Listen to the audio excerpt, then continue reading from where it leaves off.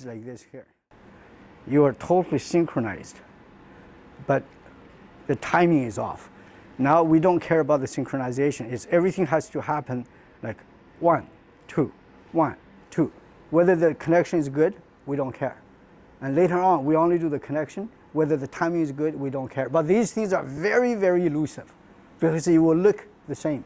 So if you touch bottom, touch here. Bottom and this one down to feel, catch here. And at this time, am I doing it right? Doesn't matter. But I want the same time to happen. But it could be that no connection. No connection. This is wrong. But the timing is, you say, oh yeah, same time. But this time, I don't care about the time. So a little bit stronger. And the same now. Now this you feel. Can you see? Yep. The connection is there. Yep. Yep. So we have to separate. Connection is called synchronization. Time is that whatever happens, everything has to finish at the same time. So it's like I used to say syncopation. Right. Like there are two groups singing, but we have to start together, end together. In between, we're moving around.